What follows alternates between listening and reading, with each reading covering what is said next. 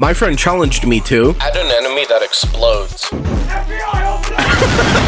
Okay, bet. First, let's download a free sprite from itch.io because I'm poor and I can't draw. This is the dumbest looking sprite. Let's fix the mushroom's moonwalk before he breaks out into song and dance. I'm so good at programming, and humble too. Now we add some code to indicate that the mushroom's about to explode by making him flash red.